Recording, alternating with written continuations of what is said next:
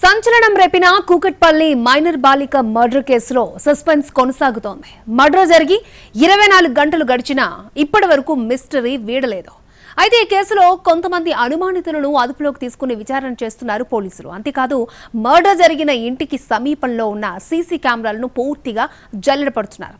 అసలు సహస్రానిని హత్య చేసింది ఎవరు, ఎందుకు బాలికను చంపేశారు, ఏ కారణంతో హత్యకు పాల్పడ్డారు అనే విషయాలు ఇంకా తేలాల్సి ఉంది. హైదరాబాద్ కూకట్పల్లిలోని సంగీత్ నగర్లో పట్టపగలే మైనర్ బాలిక హత్య జరగడంతో అంతా ఉలిక్కిపడ్డారు. గుర్తు తెలియని దుండగులు అత్యంత దారుణంగా ఆ అమ్మాయిని కత్తులతో పొడిచి చంపేశారు. పైగా ఇంటి బయట నుంచి గడియ పెట్టి వెళ్లిపోయారు. తండ్రి వచ్చి చూసేసరికి చిన్నారి సహస్రాని రక్తపు మడుగులో పడి ఉంది. వెంటనే డయల్ 100కు కాల్ చేసి సమాచారం అందించాడు. రంగంలోకి దిగిన పోలీసులు సహస్రాని హత్యకు గల కారణాలపై దర్యాప్తు చేస్తున్నారు. అయితే సహస్రాని మర్డర్ జరిగి ఇప్పటికీ 24 గంటలు పూర్తయింది. కానీ మర్డర్ మాత్రం మిస్టరీగానే మిగిలిపోయింది. ఈ కేసును సీరియస్గా తీసుకున్న పోలీసులు వెంటనే డాగ్ స్క్వాడ్ను, క్లూస్ టీమ్ను రంగంలోకి దింపారు. మొత్తంగా 5 బృందాలతో వేట ప్రారంభించారు. అంతేకాదు మర్డర్ జరిగిన ఇంటి పరిసర ప్రాంతాల్లో ఉన్న సీసీ కెమెరాలను పరిశీలిస్తున్నారు. కానీ సీసీ కెమెరాల్లో ఎక్కడా కూడా కొత్తవారు వచ్చినట్లు వెళ్లినట్లు దాఖలాలు కనిపించలేదు. దీంతో ఈ కేసు మరింత క్లిష్టంగా మారింది.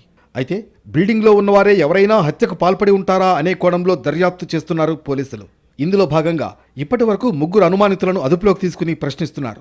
మరోవైపు సహస్రాని శరీరంపై 20 కత్తిపోట్లు ఉన్నాయని పోలీసులు చెబుతున్నారు. 20 వరకు ఉన్నాయి. ఒక 10 చిన్న ఆయుధంతో చేసినట్టుగా అనిపిస్తా ఉంది. నెక్ మీద ఎక్కువ ఉన్నాయి. నెక్ మీద ఒక 14 to 15 ఉన్నాయి. అదేవిధంగా స్టమక్ మీద కూడా ఒక 7 వరకు ఉన్నాయి. ఇప్పుడు ఒక వ్యక్తిని ఎవరినైతే విచారిస్తూ ఉన్నారని తెలుస్తుంది, అతనికి ఉన్నటువంటి రోల్ ఏంటి సార్? ఎందుకంటే చుట్టుపక్కల సీసీ కెమెరాస్ కూడా లేవు. సీసీ కెమెరాస్ మాకు ఫుటేజ్ వచ్చింది, బట్ అంటే క్లియర్ ఫుటేజ్ ఎవరు చేశారని కాదు, బట్ ఆ ఇంటికి సంబంధించిన ఫుటేజ్ వస్తుంది. We're analysing it. ప్రాథమికంగా ఎన్ని సస్పెక్ట్స్ ఉన్నారు? Let you know. Thank you. దీనికి సంబంధించి ఒక 5 టీములు పనిచేస్తారు. ఇక సహస్రాని మృతదేహానికి ఆమె స్వగ్రామంలో అంత్యక్రియలు పూర్తయ్యాయి. తమ కూతురును ఎవరు ఎందుకు చంపారన్న విషయం తెలియకపోవడంతో తల్లిదండ్రుల్లో తీవ్ర ఆందోళన నెలకొంది.